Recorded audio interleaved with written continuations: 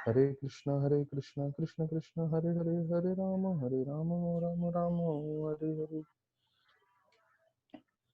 तो मैं सारे भक्तों का धन्यवाद करना चाहूँगा जो एकत्रित हुए हैं आज वापस से संध्या काल में भागवतम को श्रवण करने के लिए।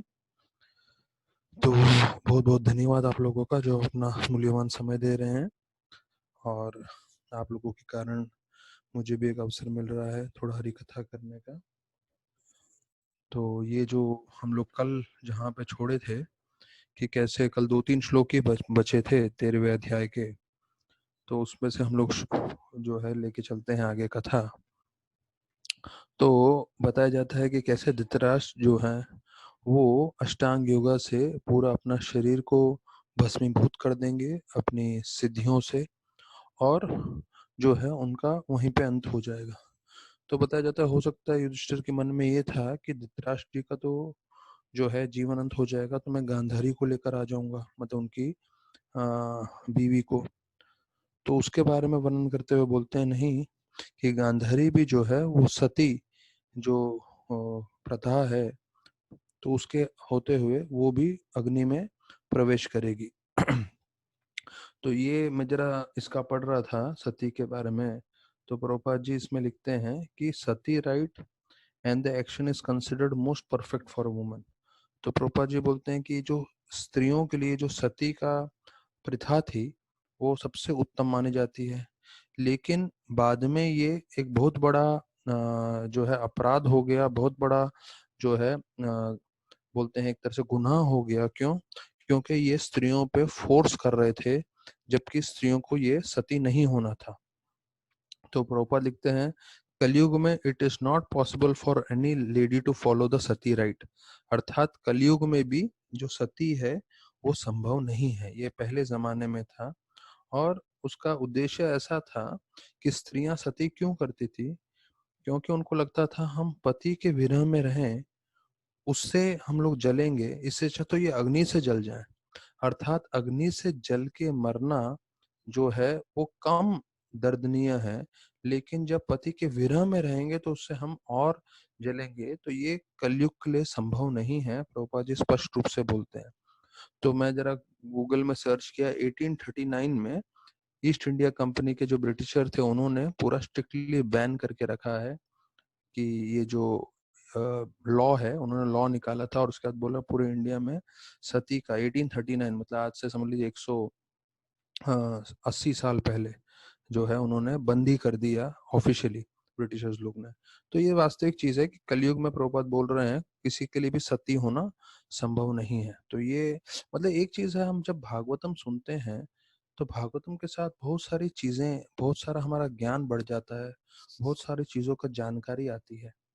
अभी कितनी सारी ऐसे सब विषय थे जो हमारे मन में प्रश्न बने रहते थे, लेकिन जब हम भागवतम की ओर से पढ़ते हैं, प्रभुपाद जी का दृष्टांत देखते हैं, और प्रभुपाद जी ने भी क्या किया है, बहुत सारे आचार्यों का जो है टिप्पणी लेके पढ़ते थे, और सबका टिप्पणी मिला के सबका जो कमेंट्रीज था उसको पढ़ने के बाद कम से कम 15 कमेंट्री पढ़ते थे, और 15 कमेंट्री पढ़ने के बाद भक्ति सिद्धांत ठाकुर का, बलदेव विद्याभूषण का, विश्वनाथ चक्रवर्ती ठाकुर का, और कितने ही दूसरे जीव गोस्वामी हैं, सनातन गोस्वामी है, रूप गोस्वामी है, उन सब का टिप्पणी पढ़ के, उन सब का कमेंट्री पढ़ के, फिर उनको जो लगता था कलयुग के लोगों के लिए, वो 15 कमेंट्री पढ़ के वो एक एक तात्पर्य में बोलते थे। तो कितने हम लोग को फायदा हो रहा है जो प्रभुपाद जी ने मेहनत किया था। तो अभी देखिए हम लोग का जो है इतने सालों से हम प्रचार कर रहे हैं, पर देखिए इस बंद के कारण कम से कम हम 13वां अध्याय समाप्त कर रहे हैं। न तो 13 अध्याय पढ़ने को कितना समय लगता है और सुनने को भी कितना समय लगता है। और जो भक्तगण श्रवण कर रहे हैं उनको मालूम चलता है कि भाई कथा तो हमने सुनी है, हम भागवतम भी रोज लाइव सुन सकते हैं, लेकिन पूरी तरह से कोई व्यक्ति जो है पूरा पाठ करे एक एक अध्याय, और एक एक अध्याय के बारे में बताए, तो उसमें हम लोग को क्या है पूरा एक ओवरव्यू आ जाता है उस अध्याय का, परपट के जो मुख्य पॉइंट्स है वो आ जाते हैं। और कितनी बातें ऐसी होती हैं, हम लोग भले ही इतने सालों से इस्कॉन से जुड़े हुए हैं, पर हमको लगता है अरे ये तो सुना ही नहीं था, ये तो मालूम ही नहीं था। तो ये प्रभुपाद जी की महिमा है, प्रभुपाद जी का ग्लोरी है कि अगर हम प्रभुपाद के सिर्फ तात्पर्यों को ध्यान से पढ़ें और दोहराएं, तो उससे हम लोग का भक्ति का प्रगति भी होगा और जो सुनने वाले हैं उनका भी। तो जितने भी लोग भागवतम सुन रहे हैं तो उनको कुछ तो रुचि है, तभी वो समय निकाल के इसको दे रहे हैं। और मैं भी बोल रहा हूँ, अर्थात मुझे भी रुचि है। तो थोड़ा रुचि है हम लोग को, पर इस रुचि को आगे बढ़ाना है, जिससे हमको पूरी तरह से जो है हम भागवतम में जो है सेवा में लग सके। जैसे प्रभुपाद बोलते हैं कि हमारे गुरु की कृपा से, प्रभुपाद अपने लिए बोलते हैं कि हमारे गुरु अर्थात भक्तिसिद्धांत ठाकुर की कृपा से हम भागवत की सेवा कर सके। और प्रभुपाद एक जगह बोलते हैं, मैं अमेरिका गया तो मैं वास्तविक रूप में भागवत को ले जाना चाहता था, तो भागवत के साथ कोई नहीं था, इसलिए मैं गया भागवत का दास बन के। तो श्रीमद् भागवतम को अमेरिका पहुंचाना था, लेकिन कोई भागवतम के साथ जाने के लिए कोई था नहीं, तो मैं भागवतम का नित्य सेवक, नित्य दास बन के गया और मैं भागवतम का उधर जाके फिर मैंने प्रचार किया। तो हमें भी भागवतम का दास बनना है, भागवतम का प्रचार करना है, जितनी हमारी क्षमता होती है उसके अनुसार। तो फिर बताया जाता है कि युधिष्ठिर के मन में आया होगा कि मैं विदुर को लेकर आता हूँ वापस। तो बोलते हैं नहीं, ये जो है आखिरी 2 श्लोकों में कि विदुर जो है वो जो है उनको आनंद भी आया, वो दुखी भी थे। क्यों? क्योंकि उन्होंने देखा कि उनके जो हैं युधिष्ठिर महाराज जो उनको लेना चाहते थे, लेकिन उनका तो लेने का कोई आवश्यकता नहीं थी, क्योंकि वो वहां से तीर्थ स्थान के लिए चले जाते हैं। और उनको सुख और दुख इसलिए हुआ धृतराष्ट्र का जो है ये देख कहते हुए कि उन्होंने शरीर त्यागा है भक्तिमय जीवन के लिए। लेकिन उन्होंने एक चीज किया है, यहाँ पे हम उसके तात्पर्य में पढ़ेंगे 59 के इसमें लिखा है, he could not make his brother turn into a pure devotee। अब ये बहुत मुख्य है जानना हमारे लिए कि विदुर जी में इतनी क्षमता थी कि वो किसी को भी शुद्ध भक्त बना सकते थे, पर वो इनको नहीं बना पाए। क्यों? क्योंकि धृतराष्ट्र ने पांडवों के प्रति अपराध किया था, अर्थात वैष्णव अपराध किया था। अब ये देखिए, ये हमारे लिए एक बहुत जरूरी चीज है समझना। अगर कोई वैष्णव अपराध करता है, वो वैष्णव अपराध का इतना असर होता है कि कोई दूसरा भक्त उसको चाहकर भी मदद करना चाहे तब भी संपूर्ण रूप से मदद नहीं कर पाता। तो वैष्णव अपराध धृतराष्ट्र ने किया था, उसके कारण वो अपने जीवन के अंत तक में शुद्ध भक्त नहीं बन पाए, क्योंकि उन्होंने बार बार पांडवों को मारने की साजिश की थी। तो वैष्णव अपराध से बहुत ध्यान रखना है। प्रभुपाद लिखते हैं, एंड ये 59 श्लोक में है, an offence at the feet of Vaishnava is more dangerous than offence at the lotus feet of the lord. आप जो है किसी वैष्णव के चरणों में अपराध करोगे तो भगवान के चरणों में अपराध करने से भी जो है ज्यादा नुकसानदेह है, ज्यादा आपका नुकसान कर सकता है। तो इसलिए हमेशा हमें जो है भक्तों का दास बने रहना है। कोई भक्त हमारे साथ गलत करता है तो हमें सहन कर लेना चाहिए, उसकी निंदा नहीं करनी चाहिए। उसने हमारे साथ कुछ गलत किया है तो भगवान और वो आपस में जो है करवा लेंगे, हमें जो है सहन करके सहन कर लेना चाहिए। तो जैसे बताया जाता है आगे भागवतम में आएगा, तो उसमें बताता है ये हमारे खुद के कर्म है जिसके कारण कोई हमारे साथ अच्छा या बुरा करता है। तो हमें हमेशा सहनशील रहना है दोनों परिस्थिति में, कोई अच्छा करे या बुरा करे। प्रभुपाद जी फिर लिखते हैं, this start a trend liberation only after many many such liberated states of life one can attain for the stage of devotional service। तो therefore the attain liberation after many such liberated states of life one can attain to the stage of devotional service। अर्थात हम लोग जो भक्ति में लगे हुए हैं, तो बोलते हैं ऐसे धृतराष्ट्र के स्तर पे कई लोग को मुक्ति मिलती है, और ऐसा मुक्ति का स्तर आने के पश्चात किसी को भक्ति मिलता है। तो भक्ति इतनी शक्तिशाली चीज है, भक्ति में कोई प्रवेश करते ही समझना चाहिए कि वो उसका जीवन सार्थक हो गया। जैसे जनानिवास प्रभु एक बार बतला रहे थे कि इस्कॉन में कोई नया भक्त पहले दिन आता है, पहले दिन नया भक्त जिसकी कोई योग्यता नहीं है, हो सकता है वो चारों नियम तोड़ रहा होगा या कुछ भी कर रहा होगा, और उसको कोई एकदम जो नया से नया भक्त को भी जो हम सबसे आम सेवा में लगाते हैं, हम उसको किचन में भेज देते हैं या उसको बोलते हैं कुछ साफ सफाई कर लो वगैरह वगैरह। तो किचन में जाके वो एक आलू भी छीलता है तो वो भगवान की डायरेक्ट सेवा कर रहा है। तो जननायास प्रभु बोले ये सेवा साक्षात राधा रानी कृष्ण के लिए करती हैं, वो फायदा होता है नए भक्त को जो इस्कॉन में आके जुड़ जाता है। तो किसी तरह से इस्कॉन में कोई जुड़ जाए, हल्का सा भी सेवा कर दे किसी तरह से, उसका पूरा भक्तिमय जीवन प्रारंभ हो जाता है, और उस भक्तिमय जीवन में वो लगा रहे तो जीवन पूरा सार्थक हो जाता है। और फिर 60वें श्लोक में बताते हैं कि कैसे नारद मुनि जो हैं ऐसे युधिष्ठिर महाराज को ज्ञान देके वहां से आगे निकल जाते हैं, और युधिष्ठिर महाराज उनकी सारी शिक्षाएं अपने मन में रखते हैं, और उनका दुख और परेशानी पूरा हट जाता है। तो ये हुआ 13वां अध्याय कि धृतराष्ट्र कैसे जो है अपना घर छोड़ते हैं। तो याद रखिए, इस कथा में प्रभुपाद जी ने बताया, इस अध्याय में हर घर में धृतराष्ट्र है, हमें धृतराष्ट्र नहीं बनना है। क्योंकि क्या है, कथा होता रहेगा, हमको लगेगा हाँ ये अध्याय भी पढ़ लिया, ये अध्याय भी पढ़ लिया, हाँ हमने सुन लिया, पर उससे जो जरूरी सीख है वो अपने जीवन में हमें उतारना है। और ये देखना है कि हम कैसे गृहस्थ में जो घर में है हम लोग उसके बंधन में ना फंसे। हम रह रहे हैं पर फिर भी हमारा मन पूरी तरह से कृष्ण भक्ति में लगा रहे। हाँ, जो कार्य करने हैं वो करना है, लेकिन उस कार्य करते समय जो है, जैसा अभी हमने आखिरी में देखा, धृतराष्ट्र ने वैष्णव अपराध किया था, इसलिए शुद्ध भक्त नहीं बन पाए।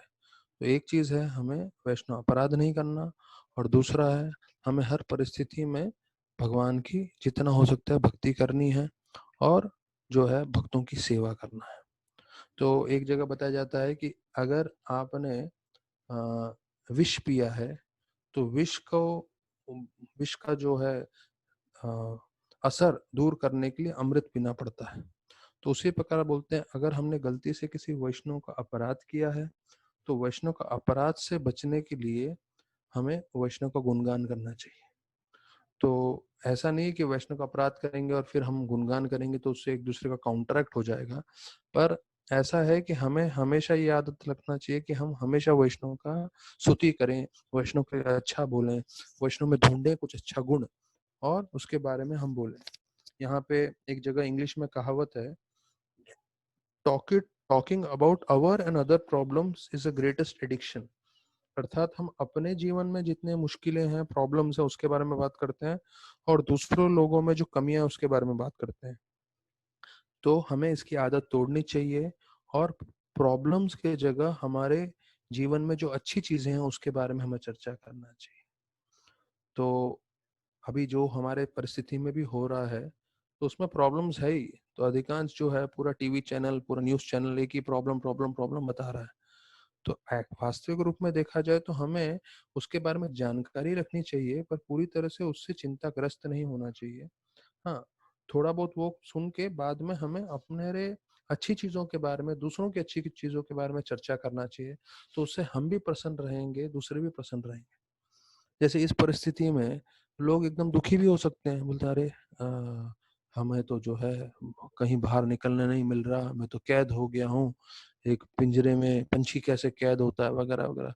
जो नेगेटिव सोच है उसकी कोई सीमा नहीं है। और वही जब काम कर रहे थे तो लोग को लग रहा था अरे यार इतना ट्रैवलिंग कर रहे हैं, इतना परेशान हो रहे हैं, कब आराम मिलेगा, कब हमें शांति मिलेगी। तो व्यक्ति का सोच क्या रहता है, जब बाहर काम कर रहा था तब वो बोलते हैं ना गाली दे रहा था, तब दुखी था वो, तब सुखी नहीं था, और तब सोच रहा था कब मुझे शांति मिलेगी, कब मैं आराम कर पाऊंगा, कब मैं घर में रुकूंगा। और जब ये परिस्थिति आ गई है तो अभी क्या बोल रहा है, अरे मुझे वो काम करना है, लॉकडाउन कब खत्म होगा। तो हमेशा जीव जो है दुखी ही रहेगा अगर उसका ये विचार रहेगा। तो अंग्रेजी में एक सेइंग है, ऐसा बोल कहावत जैसा है, by principle man is a fool, by principle man is a fool, when he wants hot, when it is hot he wants cool, and when it is cool he wants hot, he always wants that which is not।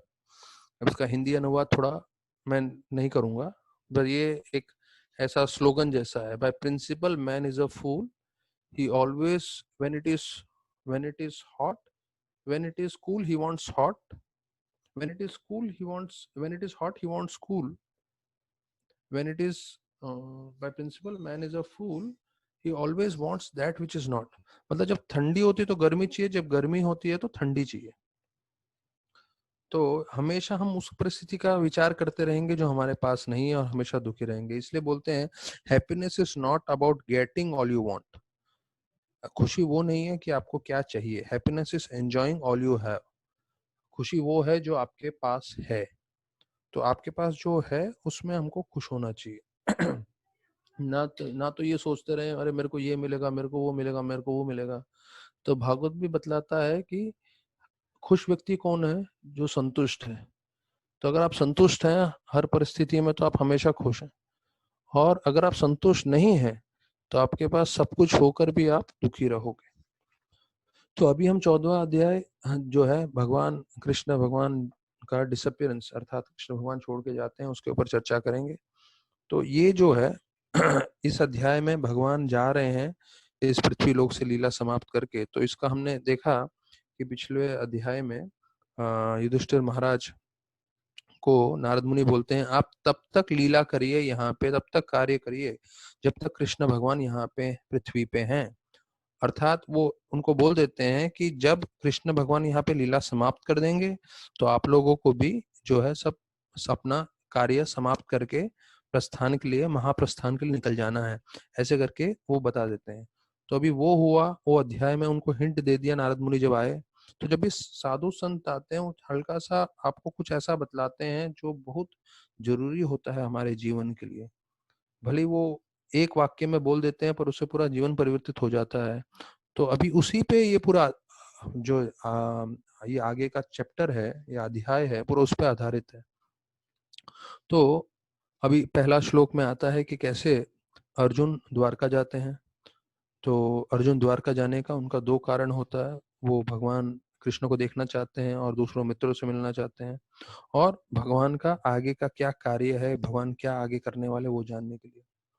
तो इसमें मुख्य श्लोकों में जो है पूरे अध्याय में तीन ही श्लोक मुख्य हैं, 3-4 श्लोक। तो वो हम लोग करेंगे, वरना तो पूरा अध्याय हम लोग फास्ट में ले लेंगे। फिर बताया जाता है दूसरे श्लोक में कि कई महीने हो गए हैं, युधिष्ठिर महाराज चिंताग्रस्त हो जाते हैं क्योंकि वो देखते हैं कि अर्जुन अभी तक आए नहीं है। तो बताया जाता है कि भगवान आते हैं यहाँ पे क्यों? धर्म की स्थापना करने के लिए। तो जैसे ही धर्म की स्थापना हो गई और धर्म कुरुक्षेत्र का युद्ध हो गया और उसमें सभी जो अ, जिन्होंने धर्म का विरोध कर रहे थे उनका अंत हो गया और पांडवों को राजा बना दिया। पांडव पूरी पृथ्वी पे राज कर रहे थे, पूरी दुनिया पे राज कर रहे थे। तो एक तरह से कृष्ण भगवान का कार्य संपन्न हो गया था। तो इसलिए वो निकलना चाहते थे और उन्हें लीला समाप्त करना का विचार किया, जो इसमें वर्णन, इस अध्याय में वर्णन है। तो फिर बताया जाता है कि काफी समय नहीं आ पाए अर्जुन वापस, कई महीने हो गए। तो युधिष्ठिर महाराज को जो है अशुभ चिन्ह सब जगह दिखने लगे। तो प्रभुपाद जी दूसरे श्लोक के तात्पर्य में बोलते हैं millions and billions of suns are created by him and annihilated by him with one breathing period. तो भगवान कितने शक्तिशाली हैं उसका हम विचार नहीं कर सकते। हम लोग को पूरा एक सूरज को देखते हैं तो हमें इतना शक्ति लगता है और सूरज की रोशनी के कारण पूरा पृथ्वी चल रहा है वगैरह वगैरह। ऊर्जा जितनी भी आ रही है वो सब सूरज से आ रही है, लेकिन ऐसे करोड़ों करोड़ों सूर्यों को बनाने वाले हैं भगवान श्री कृष्ण। अच्छा, अभी युधिष्ठिर महाराज ने, जब तक कृष्ण भगवान थे तब तक कोई इतना गलत कार्य नहीं हो रहा था। लेकिन जैसे ही युधिष्ठिर महाराज जो हैं देखते हैं उनके राज्य में गड़बड़ हो रहा है तो समझ जाते हैं ये उसका एक ही कारण है, कलयुग प्रारंभ होने वाला है और कृष्ण भगवान ने अपनी लीला समाप्त कर ली है। तो वो देखते हैं कि जो है अलग अलग जो क्लाइमेट्स हैं वो गलत गलत समय पे आ रहे हैं। फिर बोलते हैं समय का प्रभाव एकदम अलग हो गया है, लोग ज्यादा लोभी हो गए हैं, लोग ज्यादा एक दूसरे को धोखा दे रहे हैं, लोग अलग अलग तरीके से पैसा कमाने के लिए गलत कार्य कर रहे हैं। एक दोस्त तो अपने दूसरे दोस्त को धोखा दे रहा है, माता पिता बच्चों में लड़ाई झगड़े हो रहे हैं, यहाँ तक कि पति पत्नी में झगड़े हो रहे हैं।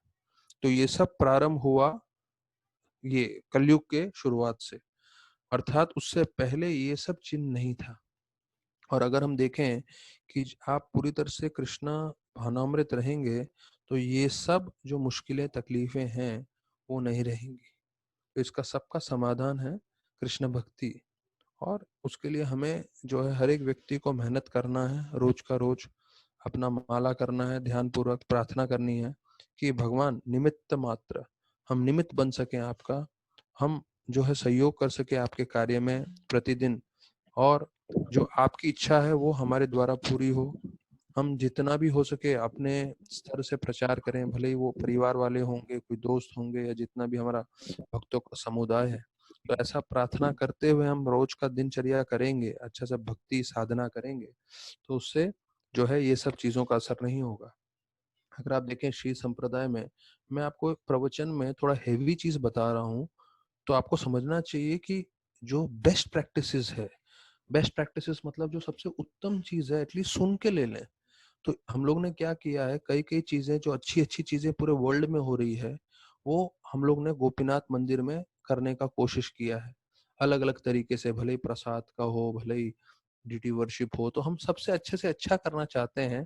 तो उससे क्या हमारा हाईएस्ट स्टैंडर्ड हो, सबसे उत्तम हो। जैसे राधानाथ महाराज सोन पापड़ी के लिए बोलते हैं कि गिरिराज का जो है सोन पापड़ी सर्वोत्तम है, जो गोवर्धन के पास गिरिराज दुकान है। तो फिर महाराज बोले हमें हमारे ठाकुर जी अर्थात हमारे गोपीनाथ जी के लिए भी ये सोन पापड़ी बनवाना है। तो महाराज की बड़ी इच्छा थी। अब देखिए, जितने लोगों ने सोन पापड़ी खाया हुआ है, तो उनको मालूम है कि सबसे बेस्ट सोन पापड़ी गिरिराज का ही है। मतलब इंडिया में तो मैं खुद कश्मीर से कन्याकुमारी पूरा घुमा हुआ हूँ, तो सोन पापड़ी उससे बेटर किसी का है नहीं। और महाराज तो पूरी दुनिया घूमे हुए हैं, तो बाकी वर्ल्ड का तो कहने का मतलब ही नहीं है, क्योंकि सोन पापड़ी इंडिया में बनती है। तो अर्थात जो गिरिराज जी का सोन पापड़ी पूरा वर्ल्ड का बेस्ट सोन पापड़ी है उधर। तो हाँ, सोन पापड़ी। तो अ, तो वो सोन पापड़ी बनाने के लिए जो है महाराज ने बोला, पहले तो कृष्णचंद्र प्रभु के जो माता जी थी, राधा प्रिय माता जी, उन्होंने ट्राई किया।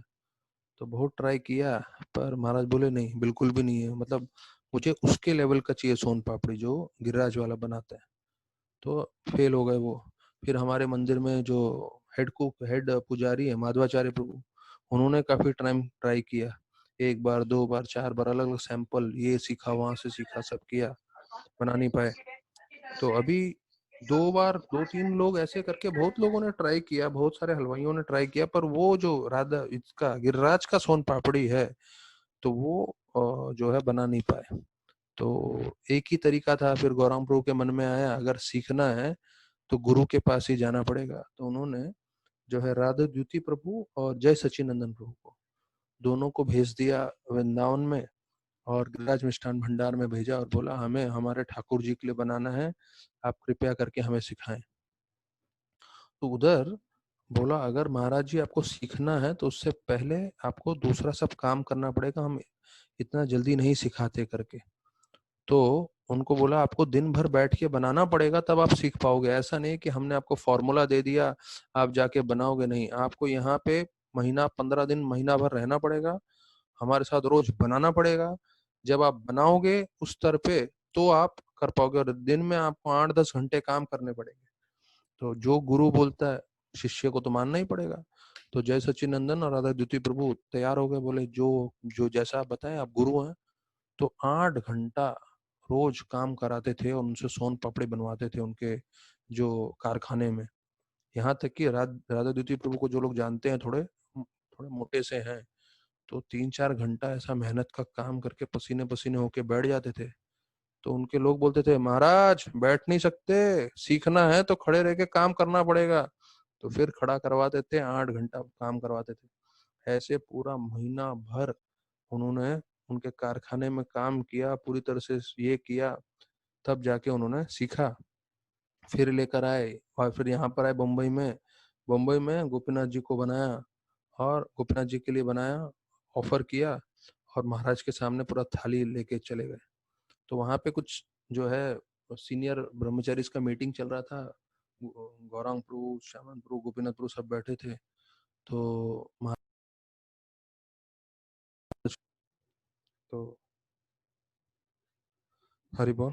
तो महाराज को बोला कि महाराज ये हम सीख कर आए हैं, 1 महीना वहाँ को रसोई करके, ये आपके लिए जो है हमने ऑफर किया है, अब आप देखिए उसका स्वाद सही है कि नहीं।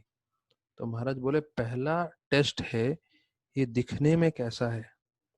तो बोले दिखने में कैसा है ये सोन पापड़ी। तो बोले दिखने में तो बिल्कुल गिरिराज का सोन पापड़ी जैसे लग रहा है, तो दिखने में तो 100% बढ़िया है। अब महाराज बोले दूसरा उसका स्वाद वैसा है कि नहीं।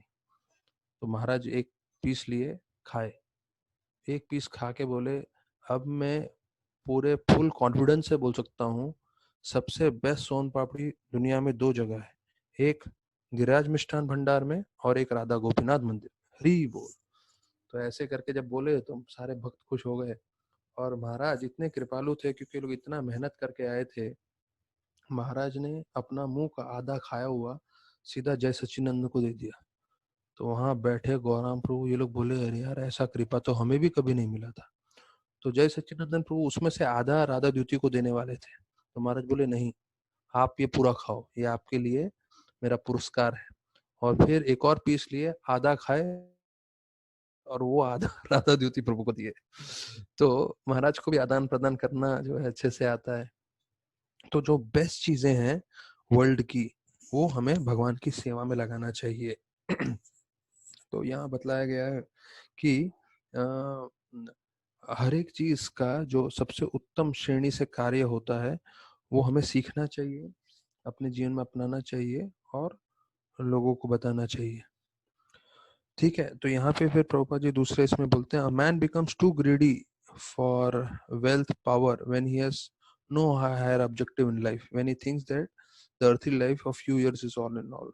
तो बोलते हैं ये कारण क्या है, ये जो इतना सब हो रहा है उसका कारण क्या है, लड़ाई झगड़े का इसका क्यों? क्योंकि वो लोभी हो जाता है जब उसको समझता है कि मेरा ये 30 40 50 60 साल का जीवन ही जीवन है।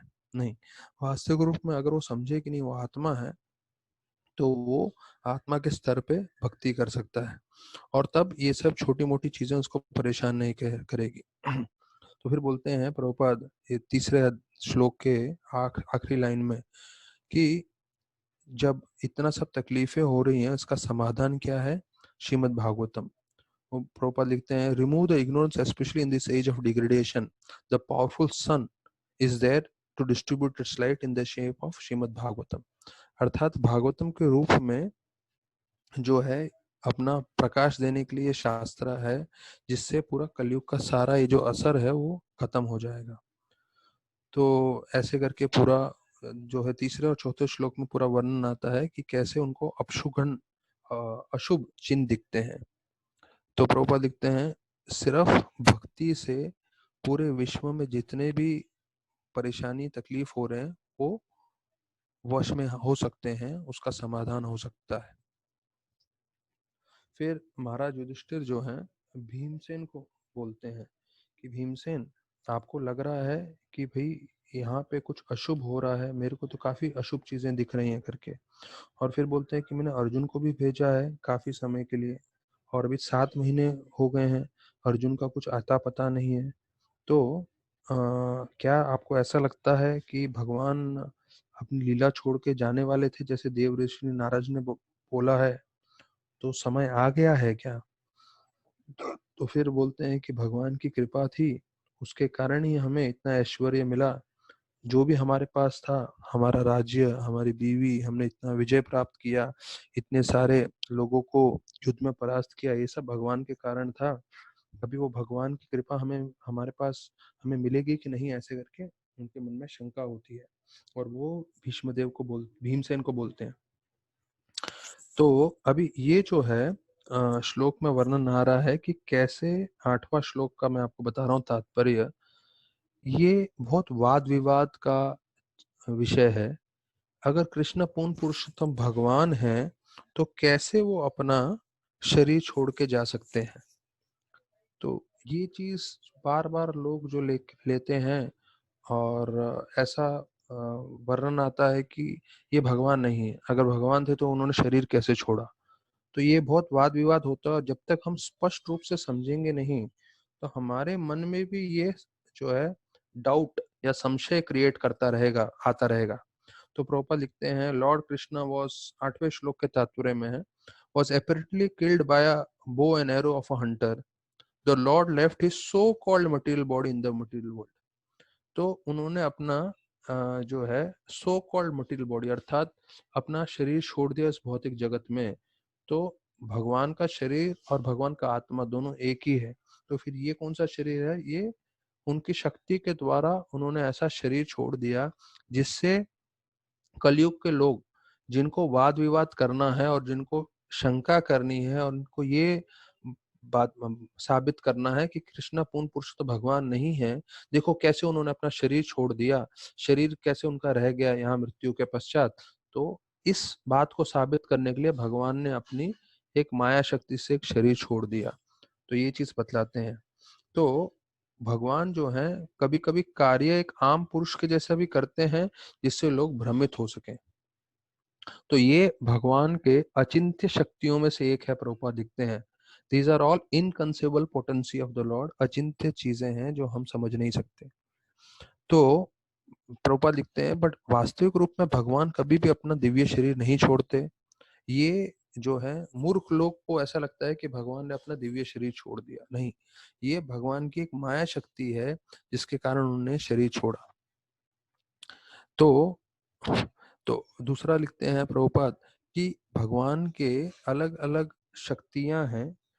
तो यहाँ बोलते हैं हिज अंश, भगवान के अपने अंश, अपना शरीर का एक अंश जो है वो उन्होंने छोड़ दिया, क्योंकि भगवान पूर्ण पुरुषोत्तम है तो उनके बहुत सारे अंश भी उनके शरीर में रहते हैं, मतलब बहुत सारे अवतार है, बहुत सारे शक्तियां।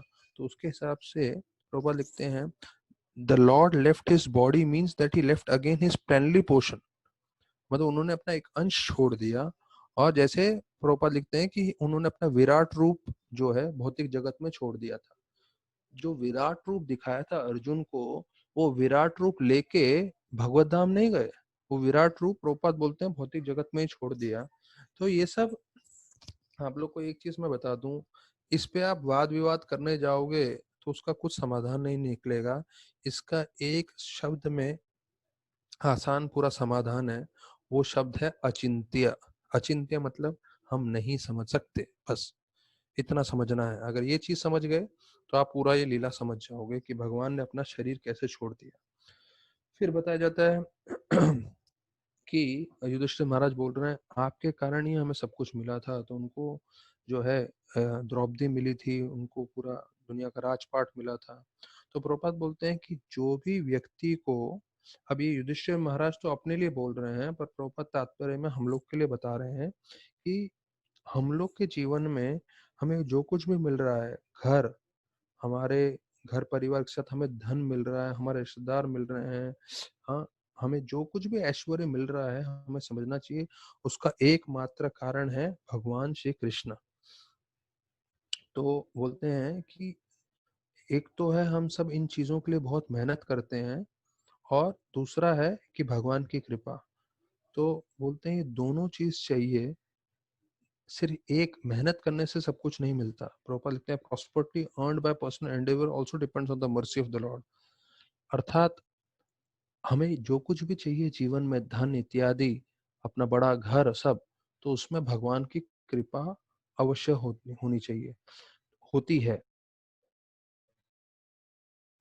तो बोलते हैं अगर किसी को कामयाबी बिना भगवान की कृपा का मिलता तो जितने भी डॉक्टर हैं सारे के सारे कामयाब होते थे। अर्थात कोई भी पेशेंट मरता नहीं था। तो हर पेशेंट जो भी डॉक्टर के पास जाता था, सब के सारे पेशेंट्स जो हैं, सारे बीमार मरीज जो हैं, वो हमेशा ठीक होते थे। बोलते नहीं, डॉक्टर सेम दवाई देता है दो व्यक्ति को, पर एक ठीक हो जाता है, एक ठीक नहीं होता। क्यों? भगवान का हस्ताक्षेप है, भगवान की कृपा है।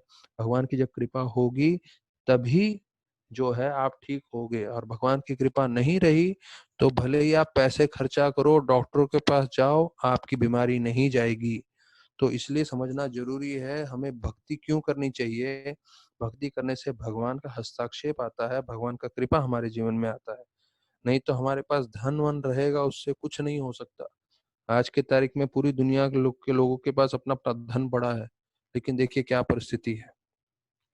फिर वर्णन आता है कोई भी कामयाब व्यक्ति जो है उसको हमेशा कृतज्ञ होना चाहिए भगवान के लिए।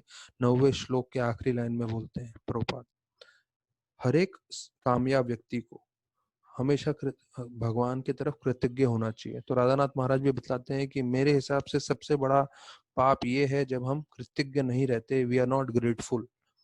हमें भगवान को धन्यवाद देना चाहिए जो कुछ भी हमारे जीवन में हमें उन्होंने दिया है। तो उसके लिए अगर हम हमेशा कृतज्ञ रहेंगे तो हम हमेशा खुश रहेंगे और हम जो है दूसरों को भी खुश रख सकते हैं।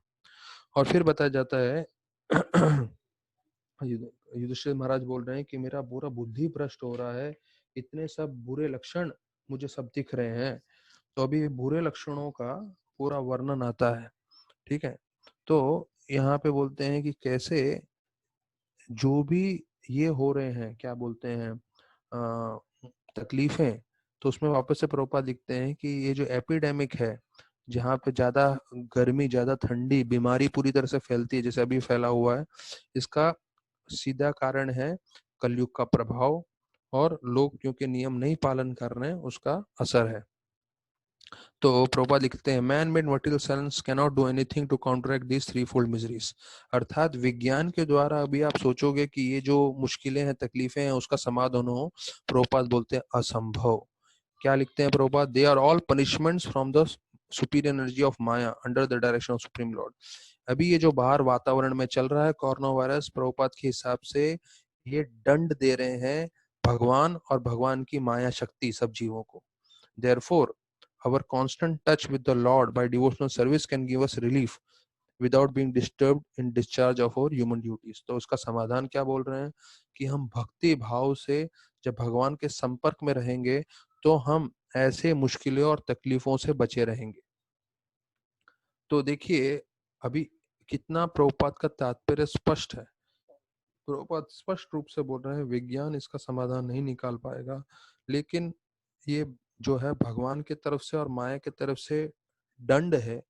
जो ऐसे कोई बच्चे ये करते हैं, गलती करते हैं तो उसको दंड मिलता है, तो वैसे ही हम लोग सब जितने जीव हैं वो लोग अलग अलग तरह से भोग कर रहे हैं, तो भगवान और उनकी शक्ति दंड दे रही है। तो गीता के 7वें अध्याय का 14वां श्लोक प्रभुपाद कोट कर रहे हैं, देवी एष गुणमयी मम्मा दुरत्यया मामेव ये प्रपद्यन्ते मायामेतां तरन्ति ते, कि ये मेरी शक्ति है और मेरी शक्ति सबको दंड देती है और जो मेरी भक्ति करता है वो मेरी, जैसे हमने देखा 11 से 20 श्लोकों में जो है अलग अलग अशुभ लक्षणों का वर्णन है। तो ये पूरे शरीर में, जानवरों में, पंछियों में, पंचभूत में, फिर गैया में, फिर भगवान के विग्रह में और चारों दिशाओं में इस सब का वर्णन आ रहा है।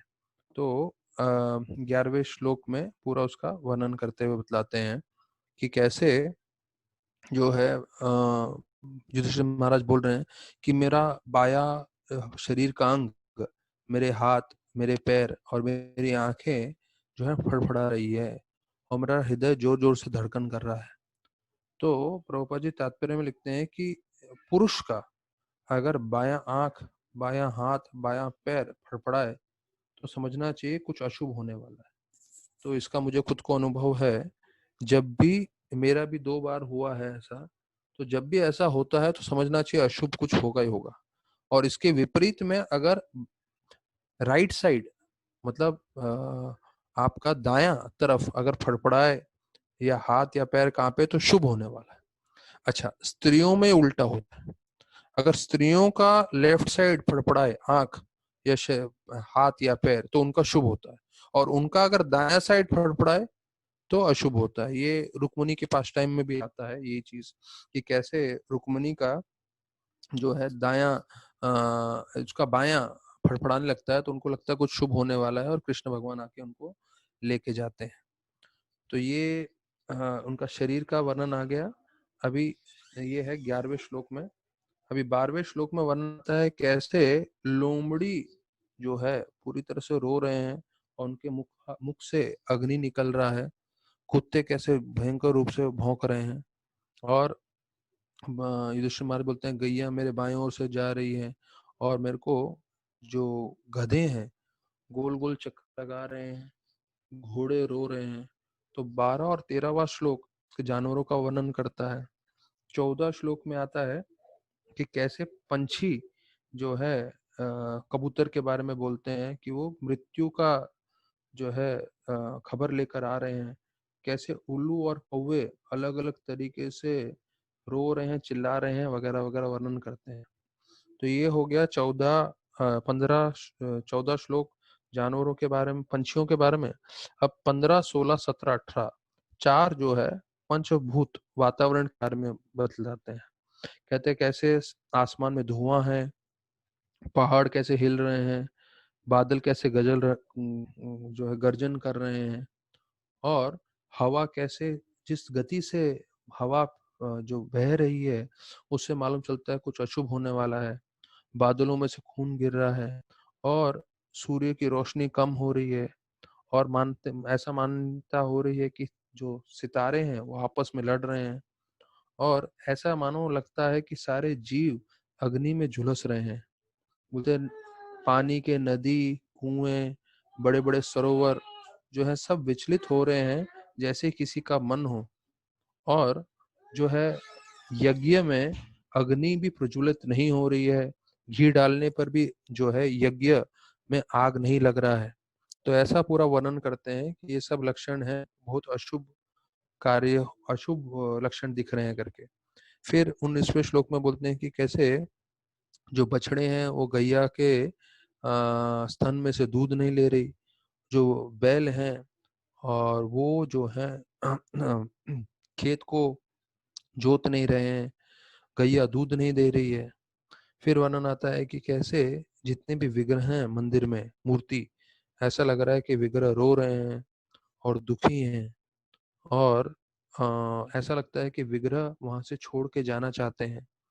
और फिर बताया जाता है, ये 20वें श्लोक में है अंतिम, जहाँ बोलते हैं कि जितने भी शहर हैं, जितने भी गांव हैं, जितने भी सब जगह हैं, कहीं पे भी कोई सौंदर्य नहीं है, कहीं पे भी कोई खुशी नहीं है, सब मानो एक दुख का पूरा एक चद्दर फैला हुआ है सब जगह पे। तो ऐसा वर्णन आता है। तो वो बोलते हैं कि 21वें श्लोक में आते हैं कि बोलते हैं युधिष्ठिर महाराज कि इस दुनिया में भगवान के जब तक चरण चिन्ह थे, भगवान की लीला चल रही थी, तब तक ऐसा कभी मुश्किल परिस्थिति आई नहीं। इसका मतलब एक ही है कि भगवान ने अपनी लीला समाप्त करके भगवान यहाँ से निकल गए हैं, ऐसे करके है उनके मन में संदेह होता है। अभी 22 से 24 श्लोक में बताया जाता है कि महाराज युधिष्ठिर को जो ऐसा चिंता हो रहा था, और तभी अर्जुन आ जाते हैं। तो अर्जुन के साथ उनका जो है क्या बात होता है वो वर्णन है। तो 22वें श्लोक में बोलते हैं कि युधिष्ठिर महाराज ये सब अशुभ देखते हैं, और उसी वक्त अर्जुन जो है द्वारका से वापस आते हैं। तो 23 श्लोक में बोलते हैं कि अर्जुन जो है काफी दुखी दिखते हैं। वो पहले प्रणाम करते हैं पर बहुत दुखी दिखते हैं वो, और उनका सर नीचे झुका हुआ रहता है, और उनकी आंखों में से जो है आंसू बहने लगते हैं। तो ये सब चिन्ह उनको देख के और भयभीत हो जाते हैं। तो फिर वो बोलने लगते हैं कि आ, इतना आप दुखी क्यों हो, और उसके बारे में पूछने लगते हैं द्वारका वासियों के बारे में। अब से उनका प्रश्न होता है युधिष्ठिर महाराज का। तो अभी दो तरह से वो प्रश्न पूछते हैं, एक है 25 से 33 और दूसरा है 34 से 38। तो बताया जाता है ये दो प्रश्न जो पूछ रहे हैं, दो श्लोकों में, इतने सारे श्लोकों में, एक है वो इनडायरेक्टली पूछते हैं, और दूसरा वो डायरेक्टली पूछते हैं। इनडायरेक्टली मतलब ये नहीं बोलते कि कृष्ण भगवान ने लीला समाप्त करके चले गए हैं क्या। वो बाकी यदुवंश के बारे में पूछेंगे, दूसरों के बारे में पूछेंगे, अलग अलग तरीके से पूछेंगे, पर डायरेक्ट नहीं पूछते। और फिर अगले जो है 34 से 38 श्लोक में डायरेक्ट पूछते हैं क्या कृष्ण भगवान ने लीला समाप्त करके चले गए हैं क्या। तो ये दो भाग में विभाजित है। तो अभी हम 25वां श्लोक देखेंगे, जहाँ युधिष्ठिर महाराज पूछ रहे हैं क्या हमारे जो रिश्तेदार हैं यदुवंश, क्या उनका सब अच्छे से चल रहा है, सब संतुष्ट है, सब खुश हैं।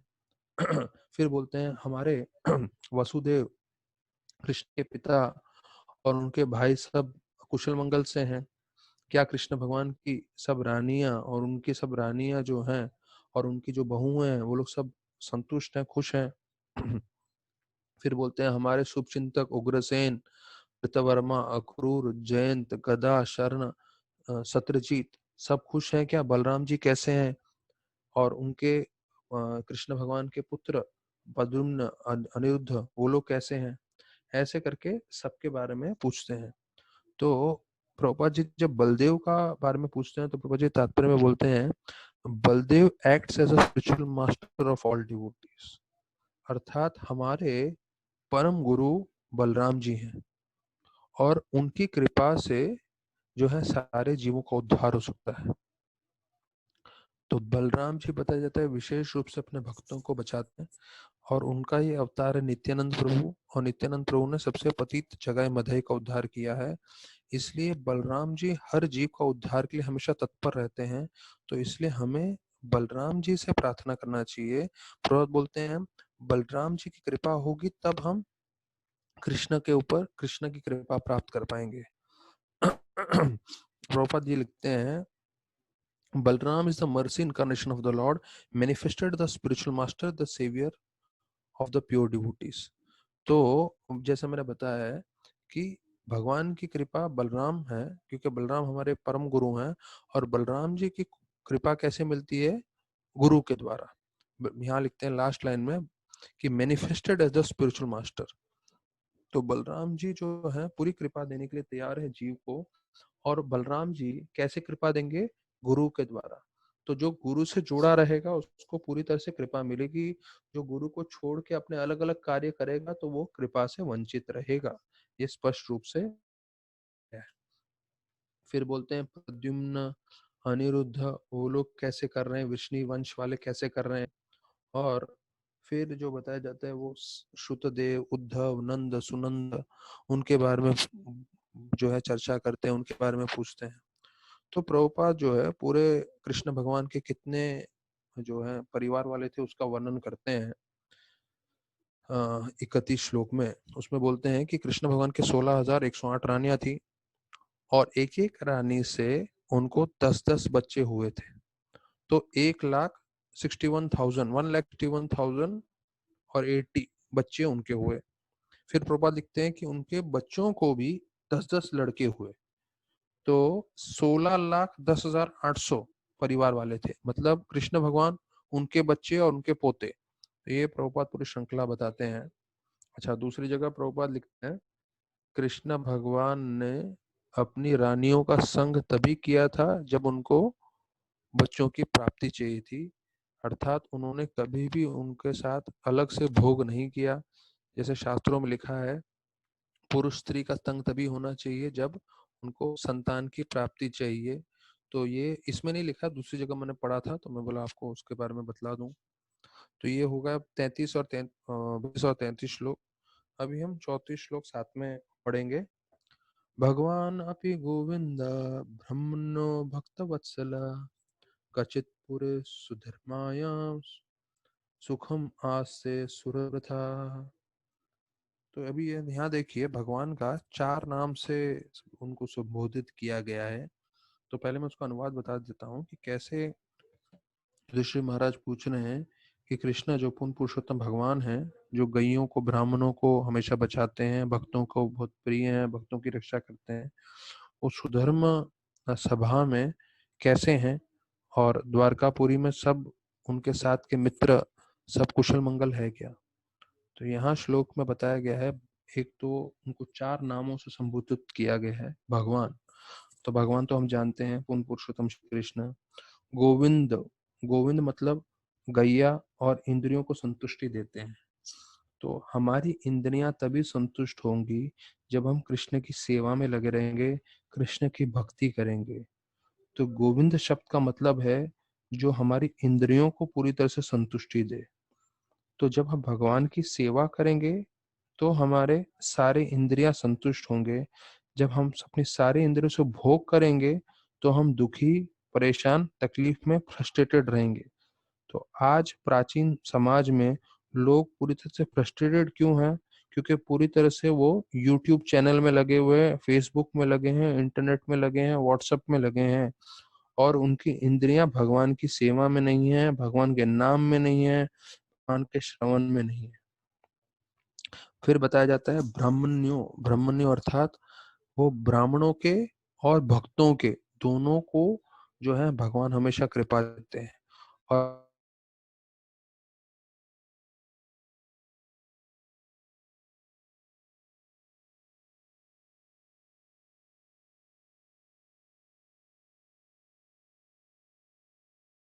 हैं। इस श्लोक में वर्णन किया गया है। तो प्रभुपाद लिखते हैं ये चारों नाम से भगवान को संबोधित करके those who have purified their senses by devotional service of the Lord can render unto him real service and thereby transcendental pleasure of they derive transcendental out of such purified senses। Prabhupada ji बताते हैं कि किस तरह से आप अपनी इंद्रियों से आनंद भोग सकते हो, अर्थात जब आप भगवान की सेवा करोगे तो हमारी इंद्रियों का शुद्धिकरण होगा, फिर उसी इंद्रियों से जब हम सेवा करेंगे तो हम संपूर्ण रूप से आनंद भोगेंगे। तो प्रभुपाद बताते हैं भोगने का क्या तरीका है। फिर बोलते हैं प्रभुपाद जी कि बिना गैया के और ब्राह्मणों की सेवा के कोई समाज में सुखी नहीं रह सकता। देखिए हर हर अध्याय में तकरीबन तकरीबन प्रभुपाद का ये पॉइंट आता ही है। बिना गैया के, without cow protection and cultivation of brahminical qualities in human society, at least for a section of members of society, no human civilization can prosper at any length। तो ये जो श्लोक है 34 वाला श्लोक है, आप लोग चाहिए तो पढ़ सकते हैं। हम लोग जब से पहला स्कंद लिए हैं देख रहे हैं, बार बार प्रभुपाद जी बतला रहे हैं कि गैया बहुत मुख्य है, कृष्ण भगवान को बहुत प्रिय है, और गैयों के प्रति अपराध होगा तो वो समाज कभी सुखी नहीं रह पाएगा।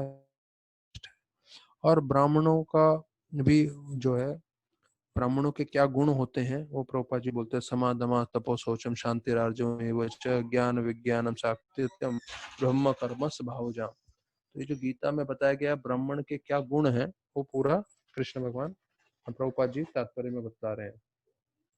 फिर 35 और 36 श्लोक, तो 35वां श्लोक हम लोग साथ में बताते हैं, चर्चा करते हैं। मंगलाय च लोकानां क्षेमया च भव्य च हस्ते यदु कुलम बोध्वा आद्यो अंत अनंत सखा पुमान। तो यहाँ पे वर्णन आता है कि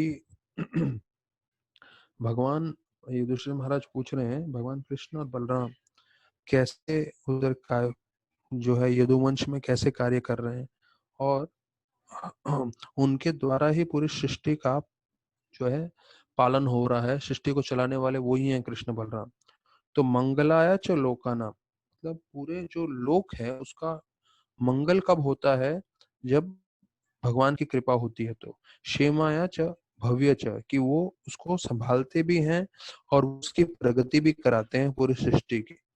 और जो है बलराम जी का वर्णन आया है अनंताय सखाय अपमान, कि उनके जो सखा हैं उनके भाई हैं अनंत अर्थात बलराम, क्या दोनों कैसे कार्य कर रहे हैं उसका पूछ रहे हैं युधिष्ठिर महाराज।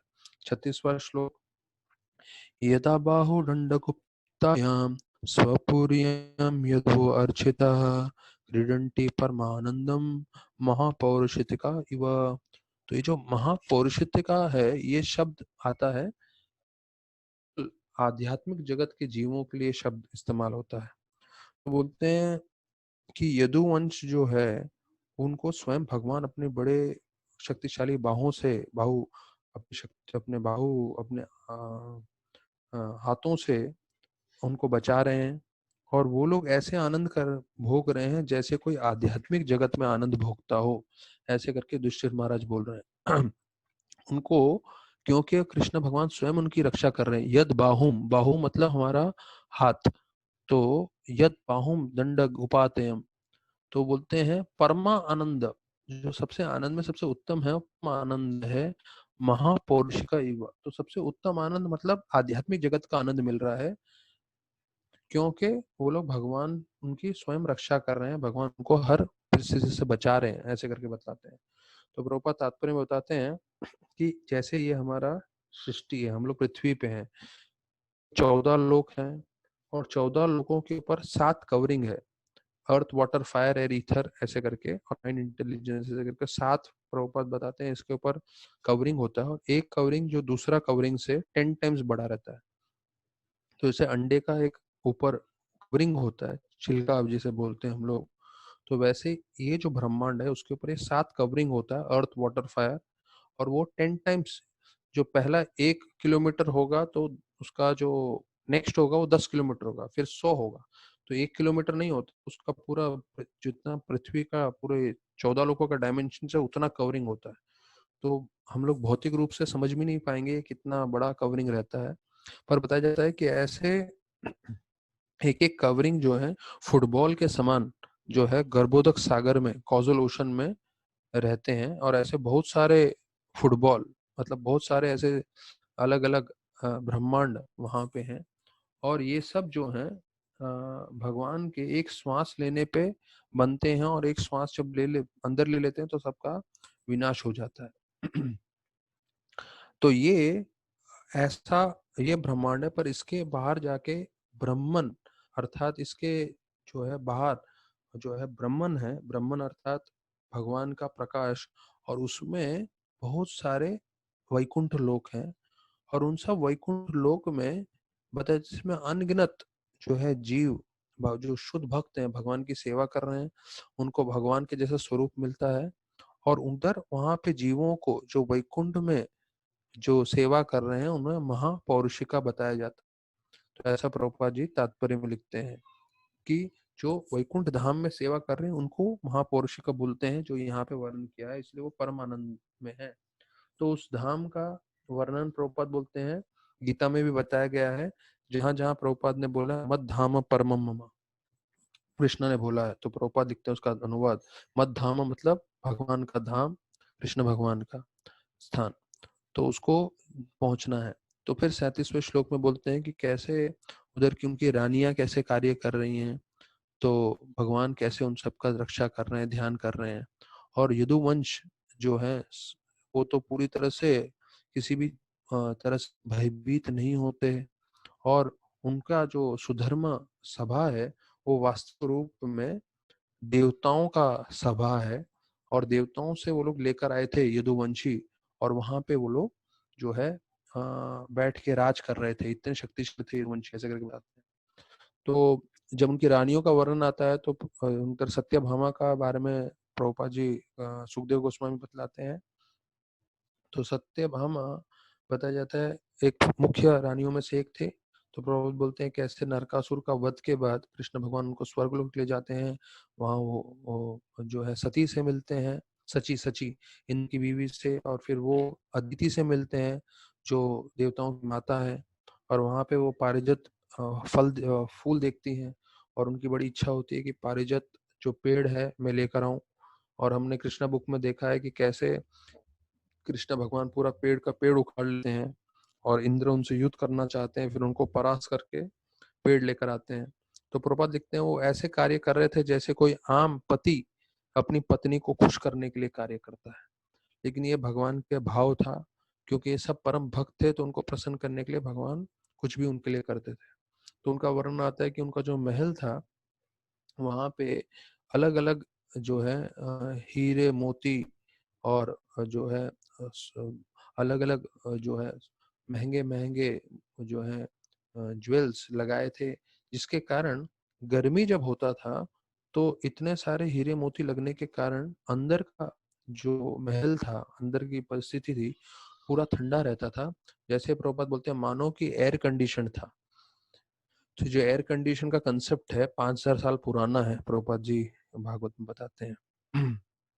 फिर बोलते हैं कि जब कृष्ण भगवान ने अपनी लीला समाप्त की तो सत्यभामा जो है जंगल में चली गई तपस्या करने के लिए, ऐसे करके बताते हैं। तो ऐसे अभी 38वें श्लोक में जैसे हमने देखा यदुवंशियों के बारे में पूछ रहे हैं, तो प्रभुपाद लिखते हैं Yadu family forcibly brought the celestial assembly house to earth and placed it at Dwarka. तो वो जो है दूसरे लोक से लेकर आए हैं, और यहाँ पे उन्होंने आके पृथ्वी पे लेकर आए थे, ये उनकी शक्ति थी। अच्छा, तो इसके तात्पर्य में बोलते हैं कि जो शेर होता है, अगर आपको सपने में लग रहा है कि शेर आक्रमण कर रहा है, तो वास्तविक रूप में ये सिर्फ सपना है, कोई शेर नहीं है। तो कहते हैं जब जीव सोया रहता है तो उसको अलग अलग सपने में देखता है और हमेशा डरता है। तो भयभीत होने की जरूरत नहीं, क्योंकि वास्तविक रूप में ये सपना है। तो बोलते हैं कोई उसके बाजू में कोई दूसरा व्यक्ति सोया हो, ये सब प्रभुपाद तात्पर्य में बोलते हैं, तो वो भयभीत नहीं हो रहा, क्योंकि वो सोया नहीं है, सपना नहीं देख रहा, और इस सपने में शेर है। तो बोलते हैं जीव को सब तरह से भय इसलिए लगता है क्योंकि वो भ्रम अवस्था में है। जब भगवान से जुड़ जाएगा तो इसका जो भय है वो पूरी तरह से निकल जाएगा। तो हमें ये चाहिए कि हम भक्ति करेंगे, तो भक्ति करने से भगवान की पूरी तरह से छत्र छाया आ जाएगी। प्रभुपाद उसके आखिरी लाइन में बोलते हैं, ये बहुत मुख्य है हम लोग के लिए जानना, even if there was a real tiger the lord was there to protect them. मतलब ये शेर का उदाहरण दे रहे हैं, तो हम लोग को क्या लग रहा है, हाँ भागवतम में प्रभुपाद जी जस्ट बता रहे कि शेर सपने में रहता है, ऐसा ऐसा नहीं। इसका वास्तविकता ये है कि हमारे जीवन में अगर विकट से विकट परिस्थिति भी आएगी, तो जैसे प्रभुपाद दिखते हैं, अगर सपने में छोड़ो, वास्तविक रूप में भी शेर आ जाएगा, तो कृष्ण भगवान रहते हैं अपने भक्तों को बचाने के लिए। जैसे हमने देखा रघुनाथ दास गोस्वामी के लीला में, जब वो वृंदावन में बैठ के भजन करते थे, तो कृष्ण भगवान स्वयं वहां पे लाठी लेके खड़े रहते थे उनके पीछे, कि वहां शेर आ रहे हैं पानी पीने के लिए, कहीं आक्रमण ना करे। तो ये बात, उसका पुष्टिकरण है इस बात का। तो अगर वास्तविक रूप में भी शेर रहेगा, तो कृष्ण भगवान अपने भक्तों को अवश्य बचाएंगे। अर्थात अगर हम पूरी मन लगा के, पूरा ध्यान करके अगर हम सेवा कर रहे हैं, भक्ति कर रहे हैं, तो निश्चित रहिए कृष्ण भगवान की कृपा हम पे हमेशा बनी रहेगी। अभी जो है 39 से 43 श्लोकों में 10 कारण बताते हैं कि अर्जुन क्यों दुखी हैं। तो उसके बारे में 10 चीजों के ऊपर चर्चा करते हैं। तो पहला जो है 39 श्लोक में बोलते हैं कि क्या आपका, युधिष्ठिर महाराज पूछ रहे हैं अर्जुन को कि आपकी तबीयत ठीक नहीं है, आपका चेहरे का चमक, आपका जो है ओज तेज पूरी तरह से नहीं, पूरा चला गया है, ऐसा क्यों हुआ है? क्या तुमने किसी का अपमान किया, और क्या आप सम्मान देना भूल गए किसी भी अ, द्वारका वासियों को, और या आप बहुत ज्यादा समय ठहरे थे, उसके कारण ऐसा सब हुआ? तो ये 39 श्लोक में बोलते हैं। फिर 40वें श्लोक में बोलते हैं, ये अलग अलग कारण बता रहे हैं, तो 2 कारण हो गए, ऐसे 10 कारण है। तो क्या आपने किसी को बुरे वचन बोले हैं, या किसी ने आपको धमकाया है? और ऐसा करके 40वें श्लोक में बोलते हैं। फिर बोलते हैं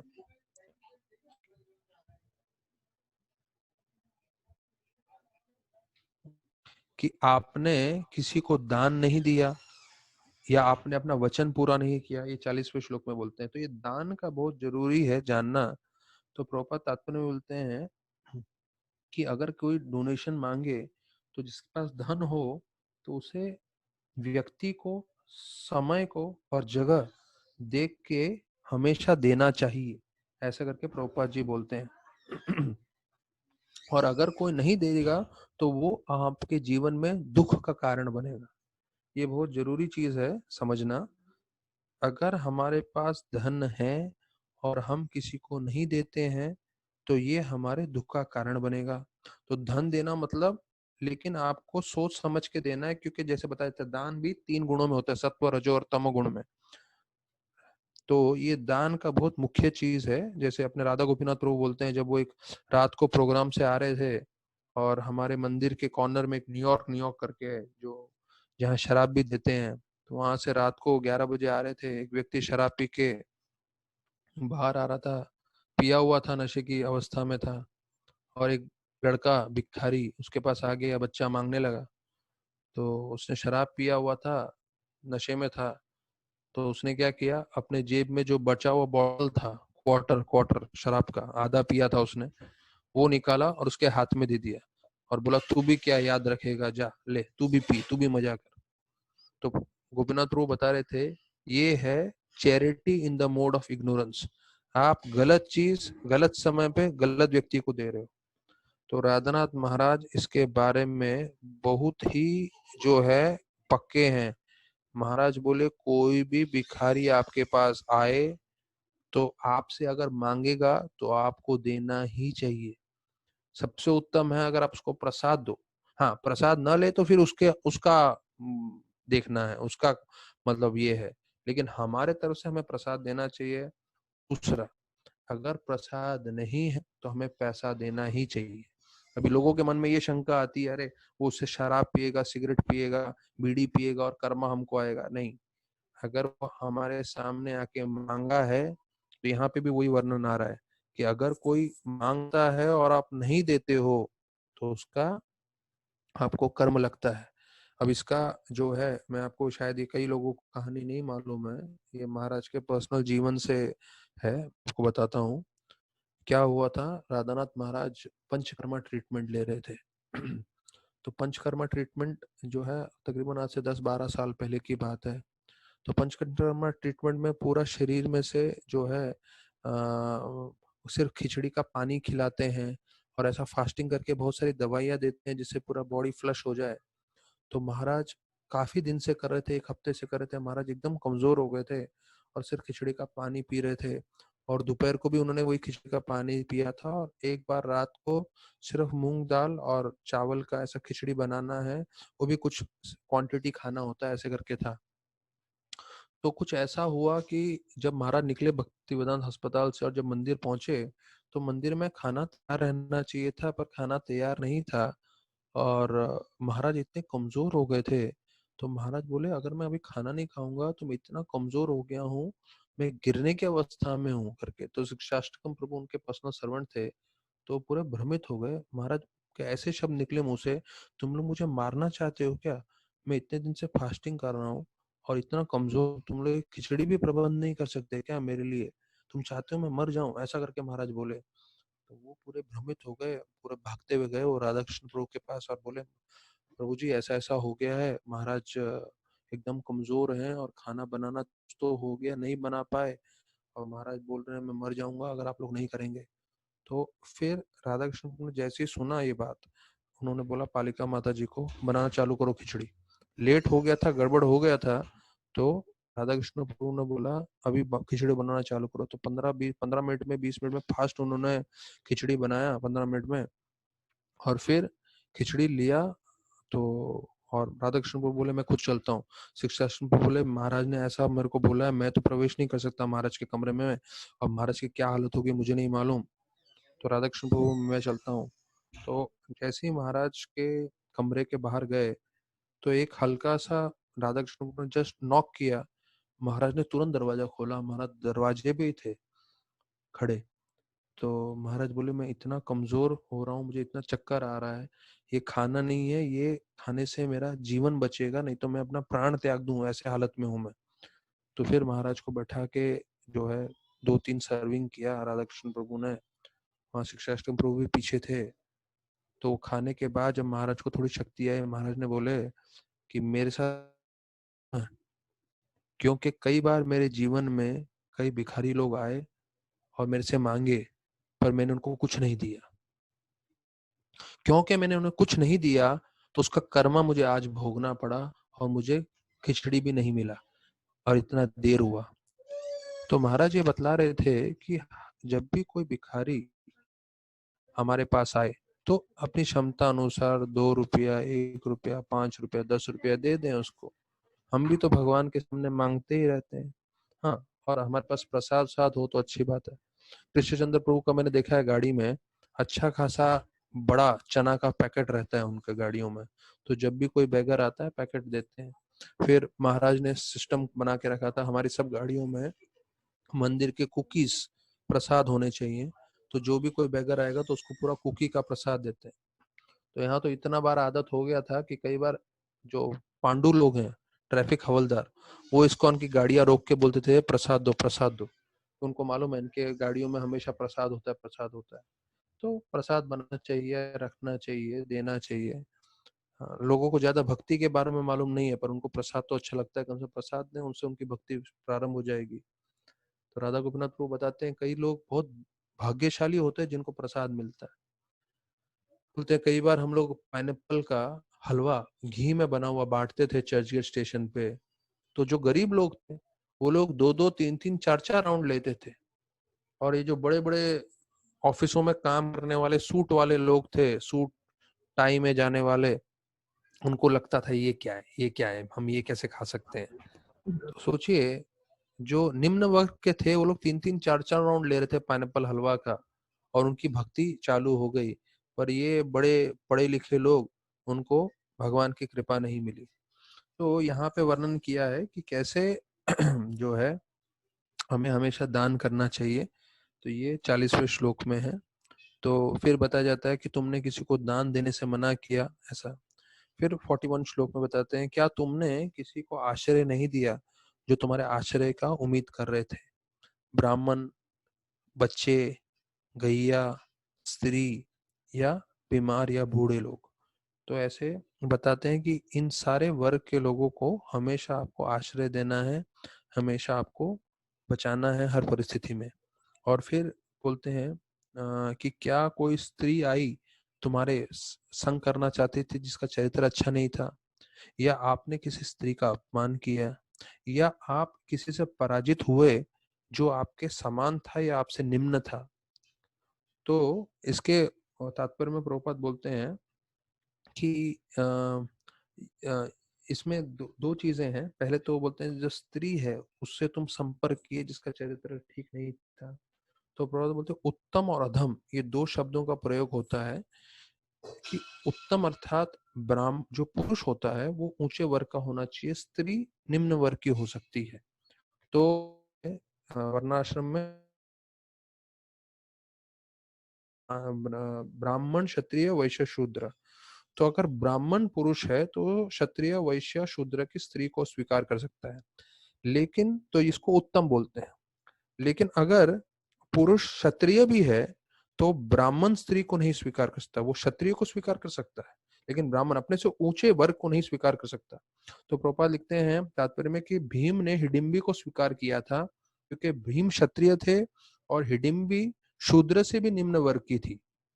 तो पुरुष ऊंचे वर्ग का होना चाहिए, स्त्री नीचे वर्ग की होगी, चलता है।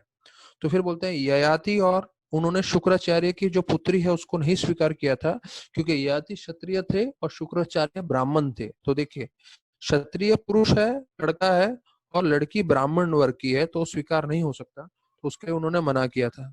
फिर उदाहरण देते हैं कि व्यासदेव जो है ब्राह्मण थे और उन्होंने जो है पांडु और धृतराष्ट्र के पुत्रों की प्राप्ति की थी, तो वो चलता है। क्यों? क्योंकि वो ब्राह्मण थे।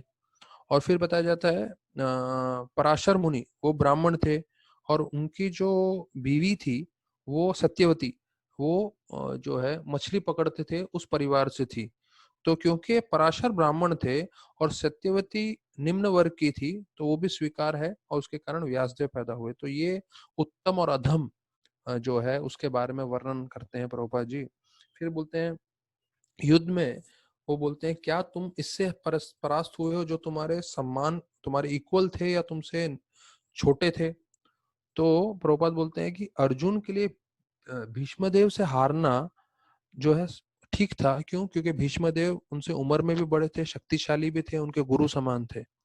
तो इसलिए वो भीष्मदेव से जब परास्त हुए तो वो कोई बात नहीं थी, कृष्ण भगवान ने उनको पूरा छत्र छाया दिया। लेकिन जब कर्ण के साथ युद्ध कर रहे थे तो कर्ण उनके बराबरी का था तो उनसे परास्त नहीं हो सकते थे। इसलिए किसी तरह से भी जो है प्रोपा लिखते हैं he was killed, Karna was killed even by crooked means, अर्थात ये ना कहना प्रकार है ना उसको परास्त किया। तो ये वर्णन आता है। फिर आगे बोलते हैं कि आपने किसी बूढ़े व्यक्ति या बच्चों का ध्यान नहीं रखा और उनको अगर भोजन चाहिए था तो आपने भोजन नहीं दिया, या बिना उनको दिए आपने भोजन खा लिया, ऐसा तो कार्य नहीं किया। तो प्रभुपाद जी उसके तात्पर्य में बोल रहे हैं, ये 43 श्लोक चल रहा है, उसके तात्पर्य में बोलते हैं स्टार्टिंग में ही गृहस्थ का कर्तव्य है कि वो बच्चों को, बूढ़े लोगों को, ब्राह्मणों को और अपाहिजों को पहले खाना खिलाए। उसके बाद बोलते हैं मतलब ये जो प्रभुपाद के तात्पर्य में है कभी कभी लागू करना मुश्किल है, पर प्रभुपाद बोल रहे हैं देखिए आगे कि गृहस्थ का क्या कर्तव्य है। पूरा उसको बुलाना चाहिए और खाना चाहिए, यहाँ तक कि आपको अपने घर से बाहर जाना चाहिए और जोर से बोलना चाहिए 3 बार, कोई भूखा है, कोई भूखा है, कोई भूखा है, तो आ जाओ खा लो मेरे घर पे।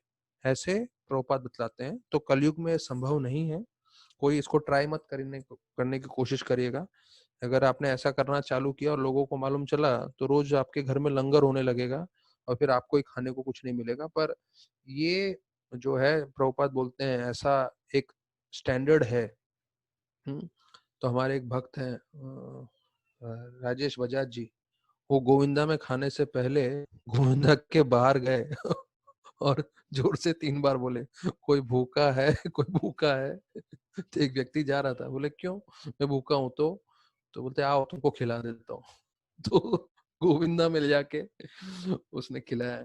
तो जस्ट मैं बता रहा हूँ, ऐसे भी कई बार लोग करते हैं, सेवा करते हैं।